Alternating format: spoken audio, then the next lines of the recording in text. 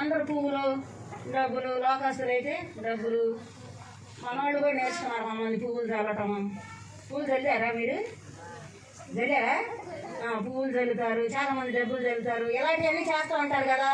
ఆయన వజ్ర వైడూర్యాలన్నీ సంపాదించాడంట. అవి వేయండి, అవి విసిరేయండి, అవి పారేసేయండి. నేను వెళ్తా ఉండగా నేను సంపాదించినంత, నేను వెళ్ళినంత లెక్క, నా సమాధి పెట్టి మోసినంత లెక్క పారేసేయండి, అన్నీ పారేసేసేయండి, అన్నీ విసిరేయండి అన్న. ఇంకా నా చేతులు, రెండు చేతులు బయట పెట్టేసేయండి. ఎందుకంటే నేను ఎలా వచ్చానో అలాగే వెళ్ళిపోవాలి. ఏమి ఎన్నో సంపాదించాను కానీ ఏమి తీసుకెళ్ళా, వట్టి చేతులతో వెళ్తున్నానని వారు అందరూ చూడాలి. హల్లెలూయా! నిజమేనా? నిజమేనండి? ఒప్పుకుంటారా మాట ఎవరైనా? వట్టి చేతులతో వెళ్ళిపోతామని ఒప్పుకునేవాడు అరేలే చెప్పండి.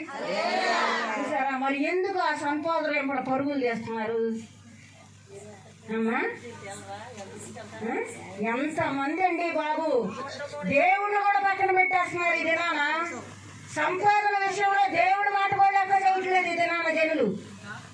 ఎందుకని ఏం తీసుకెళ్ళిపోతాం వెళ్ళేటప్పుడు? ఆయన అంటున్నాడు, నేను వట్టి చేతులతో వచ్చాను, వట్టి చేతులు ఎన్నో సంపాదించాను కానీ ఇవన్నీ నన్ను బ్రతికేస్తాయి అనుకున్నా, కానీ ఇవేమి నన్ను బ్రతికించలేదు కనుక ఇవన్నీ నాకు అక్కర్లేదు.